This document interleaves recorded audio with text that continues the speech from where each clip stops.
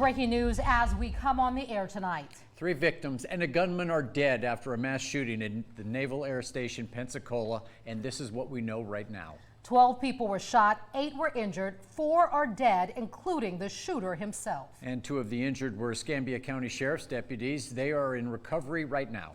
The active shooter situation was first reported at 6:51 this morning. The Navy says Escambia County Sheriff's deputies took down the gunman less than an hour after the alert went out. Tonight, we are also learning more about the suspected shooter. Sources tell NBC 15 News the shooter's name was Mohammed Saeed al-Shamrani. A U.S. official confirmed al-Shamrani was a member of the Saudi Arabian Air Force. He was studying naval air safety at the base. Right now, NBC 15 has a team of reporters across Pensacola covering this tragedy. James Gordon has been talking to a community rocked by today's violence. Cassie Fambro has more on the law enforcement heroes who brought down the shooter. But first, we hand it over to Rachel Wilkerson. She's at NAS Pensacola right now. Rachel, walk us through what happened today. Kim and Lance, it was a tragic day for many. The sheriff's office says the gunman opened fire with a handgun on a base where weapons aren't allowed.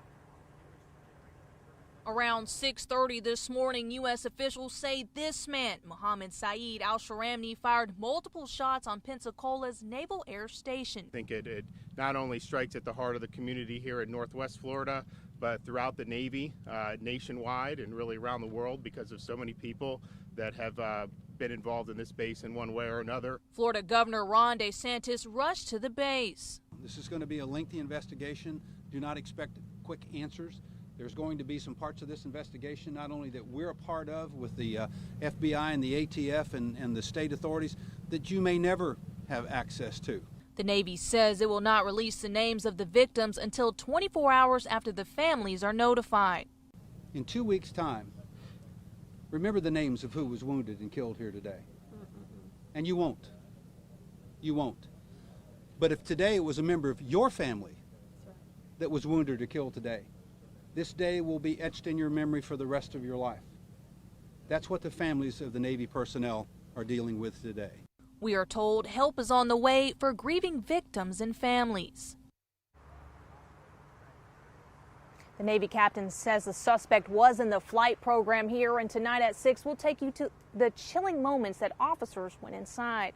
Reporting live in Pensacola, I'm Rachel Wilkerson, NBC 15 News. Rachel, thank you. NBC 15 was the first to bring you pictures of the suspected shooter, and for the latest news and alerts, download the NBC 15 News app.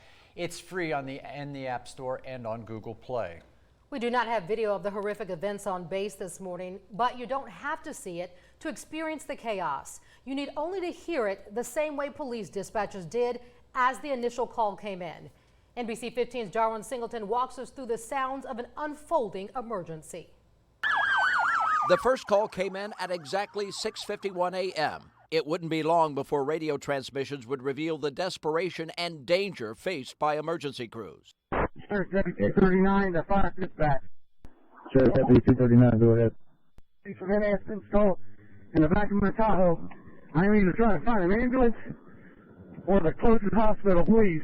Then more details of victims and their conditions. Chilling transmissions indicating lives were on the line.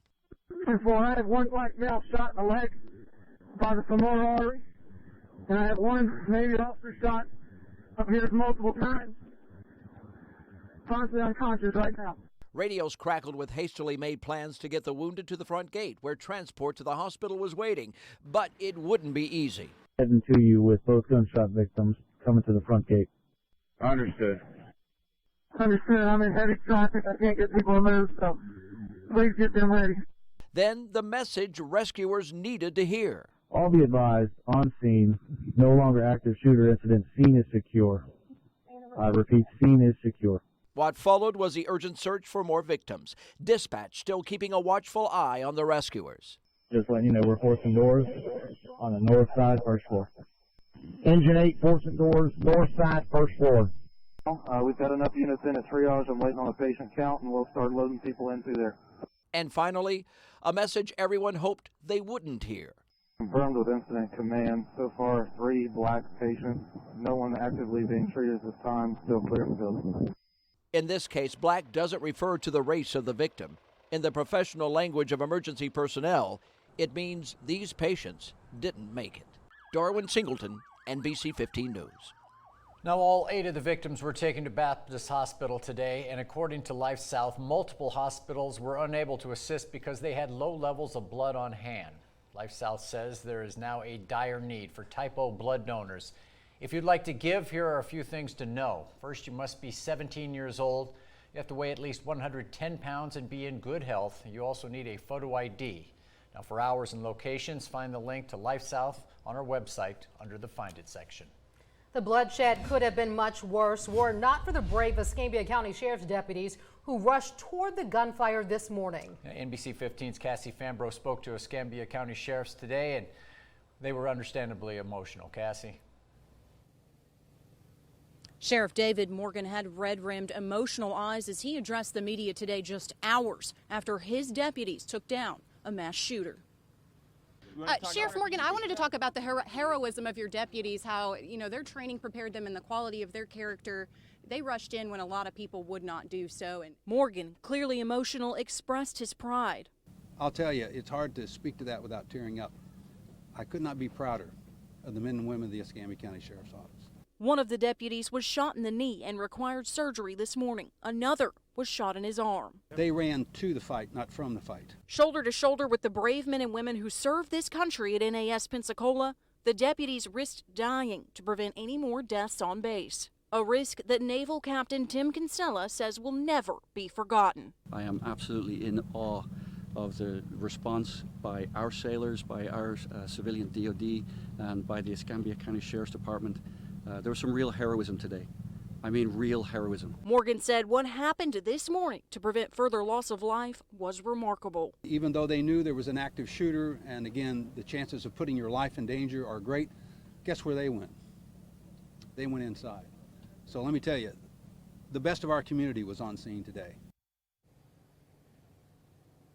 Incredible bravery here today at Pensacola. Sheriff Morgan says he'll release the names of the heroes as soon as he can. For now, live in Pensacola, Cassie Fambro, NBC 15 News. And Cassie, thank you. President Trump offered his condolences today. Before a small business meeting this afternoon, he read a statement from the Saudi king. The king said that the Saudi people are greatly angered by the barbaric actions of the shooter, and that this person in no way, shape, or form represents the feelings of the Saudi people who love the American people so much. Florida Representative Matt Gaetz also released a video response on his Twitter account today. He said today's shooting demonstrates a serious failure in the vetting process for working with other countries' militaries. I'm going to be very active in working with the Department of Defense and the Department of State to ensure that we have extreme vetting for the people that come into our country to train on our bases and in our communities. Our team coverage of the tragedy at NAS continues. Today's events are devastating to people in the Pensacola area. The base is a major employer, home to the Blue Angels, and the cradle of naval aviation. NBC 15's James Gordon joins us now from downtown Pensacola, where he's been talking to people about today's tragic events. Well, most everyone in Pensacola has a connection to the Naval Air Station. This is a military town. You may have a friend on base, a coworker, even family. It's been a tough day for so many so close to the holidays. All you had to do was to go downtown, and what should have been a happy Friday has already taken a turn for some people. It reminds me of the day of 9/11, if that makes any sense to you. My husband's retired military, and I remember when that happened, and I will never forget when this happened. Pete Grunwald and his friends had planned a Friday out on the town. It's not the same tonight. Your thoughts and prayers are always with the families that got hurt by this, because you have no words to comfort them or comfort anybody else. It's sad. It's just a terrible situation. You know, you wish you could do something about it. It hits everybody in this town. This is a military town, so just a sad thing. Yeah. Tonight, Florida's governor has ordered all flags flown at half-staff in honor of all the victims. In downtown Pensacola, James Gordon, NBC 15 News. James, thank you. The tragedy in Pensacola is the second shooting on a naval base this week. Wednesday, a U.S. sailor shot and killed 2 people at Pearl Harbor before turning the gun on himself. The shooter is identified as 22-year-old Gabriel Romero. He shot 3 civilian employees on the historic base.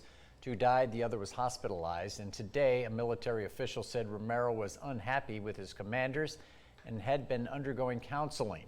Vincent Capoy was one of the 2 workers killed. His family identified him today. The loss of a son, uncle, friend, husband, and brother, my brother, Vincent. He will always be that easygoing, fun-loving, let's do this man that will remain in our hearts. The 2 other victims have not been identified. The shooting happened just 3 days before the 78th anniversary of the attacks on the base that launched the United States into World War II. As the Navy community and the Pensacola community both heal, we will continue to bring you the latest developments. NBC 15 has been following this tragedy all day. We'll continue to update you as we learn more information, and all of our coverage can be found on our website, mynbc15.com. A Pensacola artist has already put out a public tribute to the victims of today's shooting at NAS. Tonight at 6, we'll hear from one of the locals giving their time and paintbrushes to honor those involved in today's tragedy.